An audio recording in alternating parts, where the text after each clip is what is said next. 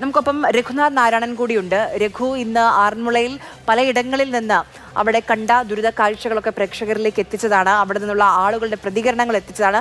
ആ ദുരിതം നമുക്ക് കാണിച്ചു തന്ന വ്യക്തിയാണ് രഘുനാഥ് നാരായണൻ. രഘു, ഒരു ദൃശ്യമുണ്ടായിരുന്നു ഒരാളെ കൈപിടിച്ച് നടത്തിക്കുന്നത്. അപ്പം അബിൻ പറഞ്ഞൊരു കാര്യമുണ്ട്, പലരും ക്യാമ്പുകളിലേക്ക് മാറാൻ തയ്യാറാകുന്നില്ല, സ്വന്തം വീടുകൾ തന്നെ തുടരുകയാണ് എന്ന നിലപാട് പലരും എടുക്കുന്നുണ്ട്. അത് നേരത്തെ മന്ത്രി PC വിശ്വനാഥും അത് തന്നെ ചൂണ്ടിക്കാണിക്കുന്നുണ്ടായിരുന്നു. അങ്ങനെ ഒരു മടി ഉണ്ടോ? അത് എന്തുകൊണ്ടാണത്? ആളുകൾ ക്യാമ്പുകളിലേക്ക് പോകാൻ മടിക്കുന്നുണ്ടോ?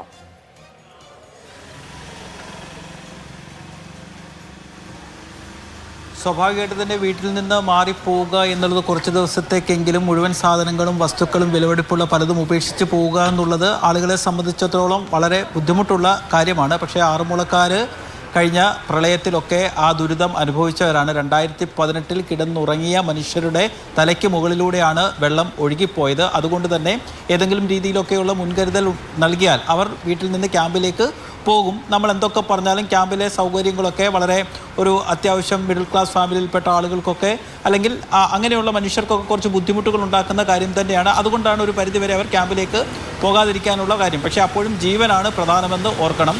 ഏതെങ്കിലും രീതിയിലൊക്കെയുള്ള മുന്നറിയിപ്പ് നൽകിയാൽ ക്യാമ്പിലേക്ക് പോവുക എന്നുള്ളതാണ് പ്രധാനമായും ചെയ്യേണ്ടത്. മാത്രവുമല്ല, ഈ 2018 പ്രളയത്തിന് ശേഷം ഒറ്റനില വീടുകളിലൊക്കെ രണ്ടാം നില മുകളിലേക്ക് പണിതിട്ടുണ്ട്. വെള്ളം പൊങ്ങി വന്നാലും രണ്ടാം നിലയിൽ സുരക്ഷിതരായിരിക്കാം എന്നുള്ളൊരു പ്രതീക്ഷയാണ്. പ്രത്യേകിച്ച് ഞാൻ ജോലി ചെയ്യുന്ന ആലപ്പുഴയിൽ കുട്ടനാട്ടിലും ഉൾപ്പെടെ ആളുകൾ അങ്ങനെ ഒന്നാം നിലയ്ക്ക് മുകളിലേക്ക് രണ്ടാം നിലയൊക്കെ പണിത് അത്തരത്തിൽ വെള്ളം വന്നാലും വീട്ടിൽ തന്നെ കഴിഞ്ഞുകൂടാം എന്നുള്ളൊരു പ്രതീക്ഷയിൽ അവർ ചെയ്യുന്നുണ്ട്. ആറന്മുളയെ സംബന്ധിച്ചിടത്തോളം അല്ലെങ്കിൽ ഞാൻ ഇന്ന് പോയ ഇടങ്ങളിലൊക്കെ സംബന്ധിച്ചിടത്തോളം 2018 പ്രളയത്തിന് സമാനമായ സാഹചര്യമായിരുന്നു. അന്ന് രാത്രിയിലാണ് വെള്ളം ഇരച്ചെത്തിയതെങ്കിൽ ഇന്ന് പുലർച്ചെ ആയത് ആളുകൾക്കൊരു ആശ്വാസമാണ്.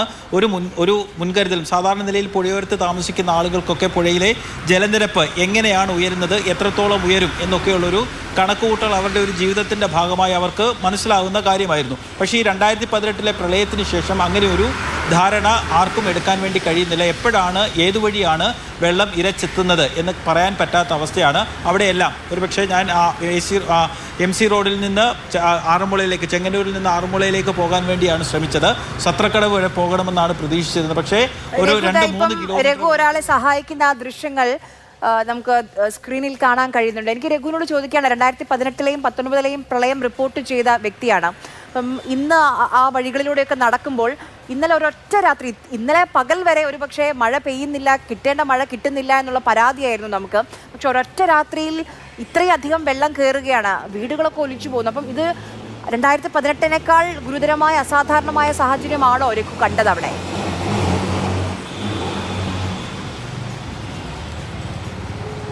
അതെ, കാരണം എന്ന് വെച്ചാൽ ആദ്യത്തെ ദിവസങ്ങളിൽ 2018 പ്രളയത്തിൻ്റെ ആ ഒരു അത്ര വലിയൊരു ഭീതികരമായ അവസ്ഥ അല്ലെങ്കിൽ പോലും ആളുകൾക്കൊക്കെ വല്ലാതെ പാനിക്കാണ്. കാരണം 2018 അനുഭവം അവരുടെ മുന്നിലുണ്ട്. അവിടെ പലരുടെയും ജീവനമാർഗവും ഒക്കെ ജീവിതോപാധികളൊക്കെ നഷ്ടപ്പെട്ടു പോയ മനുഷ്യരാണ്.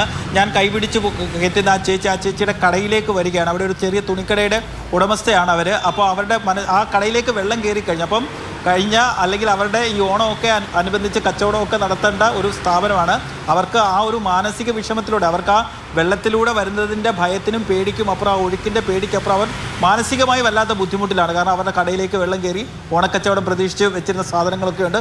അങ്ങനെ ധാരാളം മനുഷ്യരുടെ ജീവിതത്തെയും ഒക്കെ നമ്മൾ പ്രതീക്ഷിക്കാത്ത രീതിയിൽ ബാധിക്കുന്നത്. പണ്ട് ഈ കുട്ടനാട്ടുകാർക്ക് മാത്രമേ ഉണ്ടായിരുന്നുള്ളൂ ഈ പ്രശ്നം. അത് വെള്ളപ്പൊക്കം എങ്ങനെയാണ് അവരുടെ ജീവിതത്തെ ബാധിക്കുന്നതെന്ന് കുട്ടനാട്ടുകാർക്ക് മാത്രമേ അനുഭവിച്ചവർക്കേ അറിയത്തുള്ളൂ. പക്ഷേ ഒരു 2018 പ്രളയത്തോടു കൂടിയൊക്കെയാണ് മനുഷ്യർക്ക് ഇത് എത്രമാത്രം ആ വെള്ളം, ഈ ജലത്താൽ മുറിവേൽക്കുന്ന മനുഷ്യരുടെ ഒരു വിഷമം എത്രത്തോളം ഉണ്ടെന്ന് സംസ്ഥാനത്തെ ഭൂരിഭാഗം ആളുകൾക്കും മനസ്സിലായത്. കാരണം നമ്മളുടെ വീട്ടിൽ നിന്ന്, കടയിൽ നിന്ന് ഒരു വെള്ളം ഇറങ്ങി പോകുമ്പോൾ ഏറ്റവും കുറഞ്ഞത് ഒരു 10-25,000 രൂപയുടെ നഷ്ടം. കാരണം ഈ വീട്ടിൽ നിന്ന് വെള്ളം ഇറങ്ങിപ്പോകുമ്പോൾ മോട്ടോർ പോയിട്ടുണ്ടാവും, അല്ലെങ്കിൽ നമ്മളുടെ ഫ്രിഡ്ജ് പോയിട്ടുണ്ടാവും, അങ്ങനെ നമ്മളുടെ ഫർണിച്ചറുകൾ നഷ്ടപ്പെട്ടിട്ടുണ്ടാവും, നമ്മളുടെ വിലപിടിപ്പുള്ള രേഖകൾ നഷ്ടപ്പെട്ടിട്ടുണ്ടാവും, നമ്മളുടെ ആൽബങ്ങൾ നഷ്ടപ്പെട്ടിട്ടുണ്ടാവും, അങ്ങനെ പലതും നഷ്ടപ്പെട്ടിട്ടുണ്ടാവും. ഇത് വീടൊക്കെ വൃത്തിയാക്കി എടുക്കുക എന്ന് പറയുന്നത് തന്നെ വലിയൊരു ജോലിയാണ്. 3-4 മനുഷ്യരെ നിർത്തി വേണം ആ പ്രളയത്തിൽ അല്ലെങ്കിൽ ആ വെള്ളത്തിൽ ഒഴുകി വന്ന അല്ലെങ്കിൽ ആ ചെളിയും മണ്ണും ഒക്കെ നീക്കം ചെയ്യാൻ വേണ്ടി. അങ്ങനെ ആളുകൾക്ക് വലിയ ബുദ്ധിമുട്ടാണ്. എപ്പോഴും നമ്മൾ കരുതേണ്ടത് ഇങ്ങനെയൊരു മഴ പെയ്യും. കാരണം എന്തായാലും മഴ പെയ്താണ് വെള്ളം ഉണ്ടായത്, അല്ലെങ്കിൽ പത്തനംതിട്ടയുടെ കിഴക്കൻ മേഖലയിൽ എവിടെയെങ്കിലും ഉരുൾപൊട്ടിയിട്ടുണ്ടാവാം, അല്ലെങ്കിൽ മണ്ണിടിച്ചിൽ ഉണ്ടായിട്ടുണ്ടാവാം. അങ്ങനെ ഇത്ര വലിയൊരു നമ്മൾ ആധുനിക സാങ്കേതിക വിദ്യ നമ്മൾ അങ്ങനെ വലിയ പഠനങ്ങളൊക്കെ നടത്തുന്ന ഈ കാലത്ത് എന്തുകൊണ്ട് ഇത് നിർവചിക്കാൻ വേണ്ടി അല്ലെങ്കിൽ കണ്ടെത്താൻ ഒരു പരിധിവരെ പ്രധാനപ്പെട്ട ചോദ്യമാണ്. അത് തന്നെയാണ് നമ്മൾ ചോദിച്ചുകൊണ്ടിരിക്കുന്നതും. പലപ്പോഴും ഇന്ന് രാവിലെ പോലും അതിതീവ്ര മഴ പെയ്തയിടത്ത് യെല്ലോ അലേർട്ട് ആയിരുന്നു. അവിടെ ഇന്ന് രാവിലെയാണ് പല ജില്ലകളിലും കളക്ടർമാർ അവധിയൊക്കെ പ്രഖ്യാപിച്ചത്. അപ്പോൾ എന്തുകൊണ്ട് ഇത്രയധികം മുന്നോട്ട് പോയിട്ടും ചന്ദ്രനിലൊക്കെ എത്തിയാൽ മാത്രം പോരല്ലോ, ഇത്രയും ഏറ്റവും സാധാരണക്കാരായ മനുഷ്യരെ ബാധിക്കുന്ന വിഷയമാണ്, അതിലെന്തുകൊണ്ട് മുന്നോട്ട് പോകാൻ കഴിയുന്നില്ല എന്നുള്ളത് പ്രധാനപ്പെട്ട ചോദ്യമാണ്.